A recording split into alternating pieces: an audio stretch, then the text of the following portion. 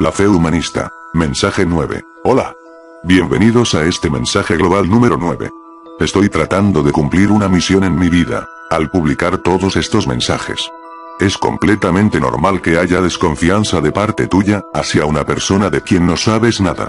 Sí, te entiendo, no me ofendo, porque yo haría exactamente lo mismo que tú, en tu lugar.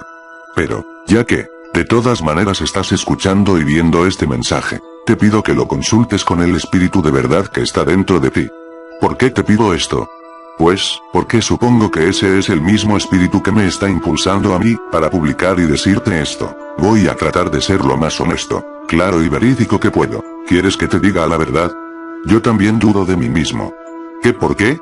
Porque en Jeremías 17:5, dice: así ha dicho Jehová, maldito el varón que confía en el hombre, y pone carne por su brazo, y su corazón se aparta de Jehová.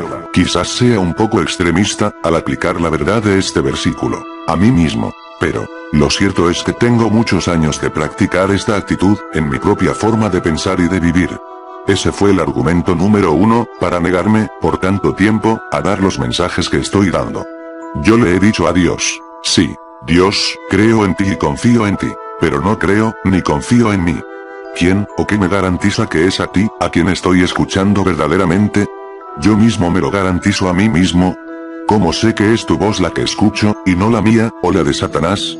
Por eso te digo, no te preocupes, yo pienso lo mismo que tú, acerca de mí mismo, y por eso, también, te pido que le preguntes al Espíritu Santo, si estos mensajes son de él, o proceden de algún otro tipo de espíritu engañoso. No se lo preguntes a tu propia mente, o a tu propia racionalidad, porque entonces, ambos, estaríamos igual de equivocados. Tanto tu mente como la mía, están viciadas por los milenios de mentiras que hemos padecido. Mejor pregúntaselo al espíritu de verdad, si es que ya lo tienes y está dentro de ti. Tal vez digas que esto es falta de fe. ¿Fe en quién? ¿En Dios? ¿No es eso una fe, o confianza en mí mismo, en mi capacidad de escuchar, verdaderamente, la voz de Dios? Esta es otra de las argucias, trampas y falacias, con que el padre de la mentira, ha afectado a los creyentes sinceros, que quieren escapar de sus garras. Voy a tratar de explicarlo. Déjame decirte, que este demonio astuto, se las ha arreglado para crear una fe humanista, falsa y dañina, dentro de nosotros mismos. Sabemos que la fe, es la actitud vivencial de entregarle las riendas de nuestra conducta cotidiana, a la inteligencia y guianza del Espíritu Santo. Si no existiera otro espíritu que puede suplantar la voz y guianza del Espíritu Divino, no hubiera ningún problema con identificarlo y abandonarnos a su guía inefable y bondadosa. Desafortunadamente, no es así. Cuando la serpiente astuta le dijo a Eva que Dios le mentía, o que la había engañado diciéndole que moriría por comer de ese árbol prohibido, muy sutil y sagazmente, estaba tomando el lugar de guía espiritual interno de ella. Ese lugar, le corresponde solamente a Dios. En otras palabras, Eva dejó de confiar en la guianza divina, cuando empezó a depositar su confianza en lo que le dijo aquella serpiente. Si es necesario, pon pausa a este video, mientras meditas en esta verdad. No es tan fácil de entenderla. El pecado no está en el fruto en sí, sino en la actitud de destronar a Dios, como guía de nuestros actos físicos y morales. Eso fue el verdadero error, de aquellos primeros padres. Y ese es el error, o pecado, que nosotros seguimos cometiendo actualmente. ¿Lo puedes entender? Pero, como he dicho hasta ahora, todo esto forma parte del plan cósmico de Dios para perfeccionar al hombre. No es que Dios no sabía que Satanás haría lo que hizo, de tentar a Eva. Lo que sucedió, realmente, es que, tanto Eva como Adán, debieron de ser tentados. ¿Por qué? Voy a responderlo con palabras, un poco modernas, para que me entiendas.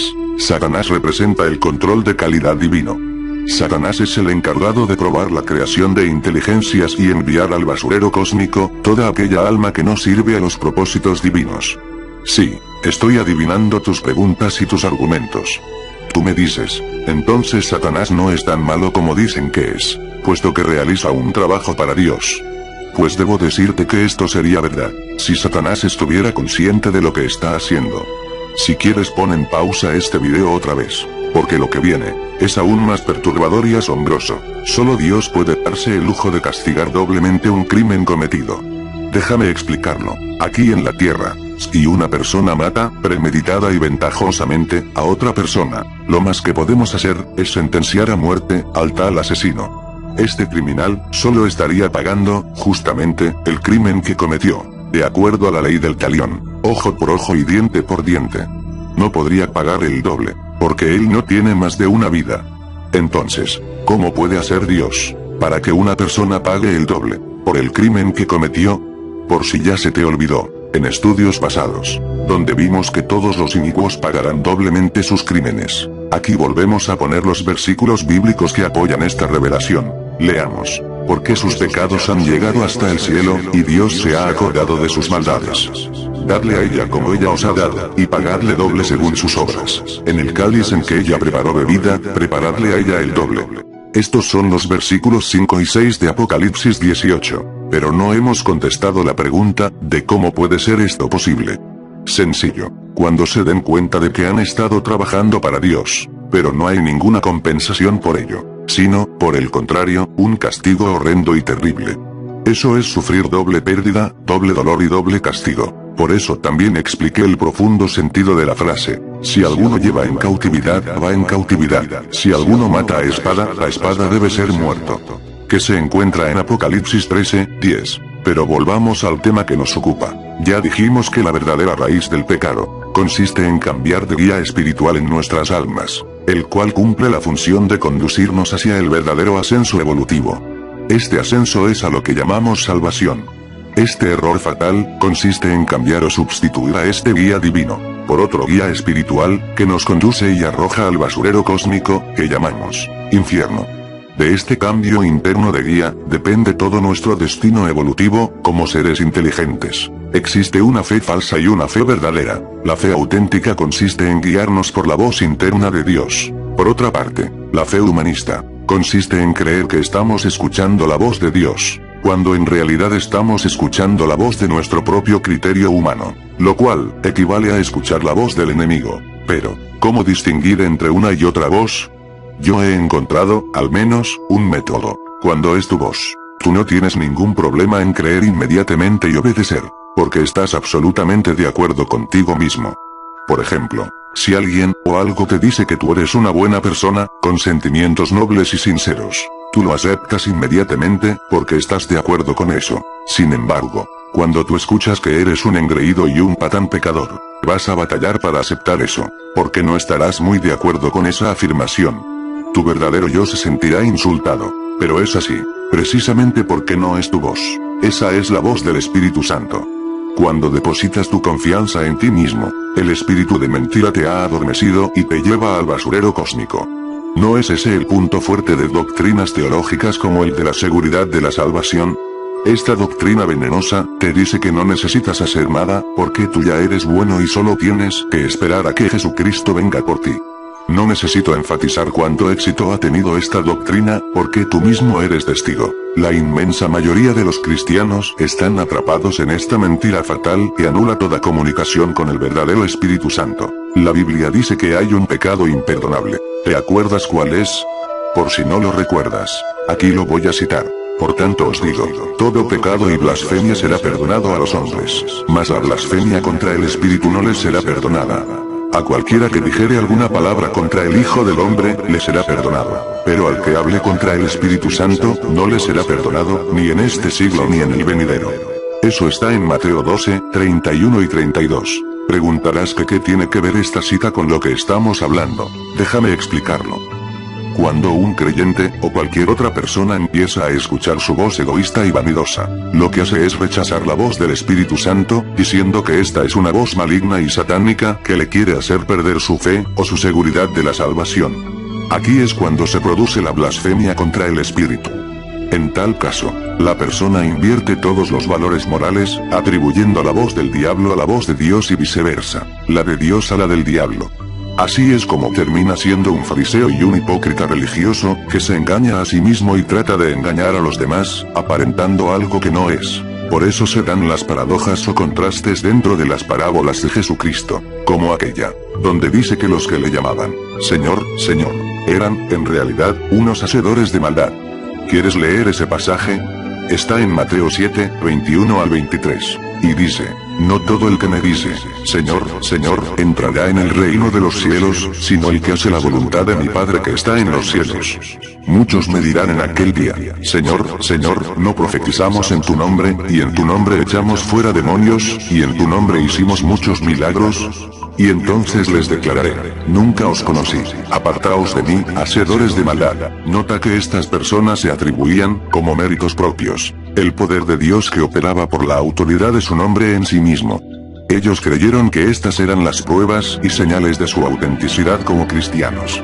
Es cierto que Jesucristo dijo que estas señales seguirían a los creyentes, pero también dijo que no todos los creyentes entrarían en el reino de los cielos. Muchos dirán, es que la Biblia dice que creyendo en Él, seremos salvos. Exacto, creyendo en Él, no en nosotros mismos.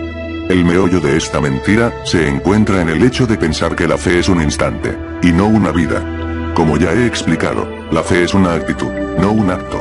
Sé que se parecen mucho, pero el acto es un instante, una sola vez. La actitud es una forma de ser y de vivir, toda una existencia humana. Muchos predicadores han distorsionado el significado de la frase, cree en el Señor Jesucristo y serás salvo, tú y tu casa, que se encuentra en Hechos 16:31, dándole una connotación de acto instantáneo y no de actitud vivencial. Lo explico así, si yo te digo, inscríbete en la carrera de ingeniería y serás ingeniero. Entonces tú, obediente, vas y te inscribes. Pero a los 3 días vienes y me dices que no te aceptaron como ingeniero en una compañía donde aplicaste para eso. Es absurdo, ¿verdad?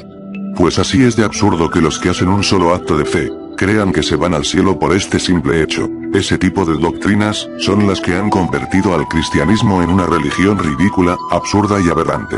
Sí, ya sé el argumento que sigue. ¿Que la sangre de Jesucristo no vale nada? Claro que sí vale. Vale por todos tus pecados pasados. El problema es que quieres seguir pecando, pisoteando la sangre de Jesucristo, cuantas veces se te antoje. ¿Quieres que lo demuestre con la Biblia? Aquí va, abre tu Biblia en Romanos 3, 24 y 25, que dice, siendo justificados gratuitamente por su gracia, mediante la redención que es en Cristo Jesús, a quien Dios puso como propiciación por medio de la fe en su sangre, para manifestar su justicia, a causa de haber pasado por alto, en su paciencia, los pecados pasados. Pregunto, ¿los pecados pasados de quién? Los pecados tuyos y míos. Si bien es cierto que Jesucristo te puede perdonar una y otra vez, no es para que abuses de su sangre y sigas toda tu vida practicando el pecado. También leamos Hebreos 10, 28 y 29 que dice, el que viola la ley de Moisés, por el testimonio de 2 o de 3 testigos muere irremisiblemente. Cuanto mayor castigo pensáis que merecerá el que pisoteare al Hijo de Dios, y tuviere por inmunda la sangre del pacto en la cual fue santificado, e hiciere afrenta al Espíritu de gracia. En fin, si no entiendes esto, no puedes entender nada. Tu cerebro está embocado por las mentiras humanistas de Satanás. Sigue en tu propia seguridad, apoyándote en tu propia prudencia. Sigue creyendo que esa voz interna, que te dice que cambies porque estás mal, es la voz del diablo y que aquella que te dice que vas al cielo con todo y zapatos, es la voz de Dios. Yo sé que mucho de lo que digo en estos mensajes, no está en los libros de teología oficial. ¿Por qué? Porque la teología oficial, así como todo lo demás oficial, está en control directo de esa mente satánica que controla al mundo entero. Toda la política, la economía, la ciencia, la educación, la cultura, los medios de comunicación, etc. están controlados por ese pulpo enorme de poder y dominio mundial. ¿Qué por qué permiten publicaciones y mensajes como este? Porque ya no les importa ocultarlo. Al contrario, los permiten para ver si los seres humanos están verdaderamente dormidos. Para ver si el veneno de su ponzoña hizo el efecto adecuado. Sí, los felicito. Los felicito porque han logrado que un video que hable de morbo sexual y lascivia, circule por internet con una velocidad pasmosa y, en unos cuantos días, alcance millones de visitas o vistas. Mientras que videos como este, que tratan de despertarlos, queden relegados a unas cuantas decenas de visitas, o exposiciones esporádicas. Has hecho un trabajo excelente, Satán, pero ahora prepárate para el descenso. Prepárate para la caída. Vas a empezar a entender lo que nunca entendiste y a sufrir el dolor de aquella traición que nunca debiste de haber cometido. Hasta aquí este mensaje. Esperamos que se nos permitan publicar más. Hasta luego.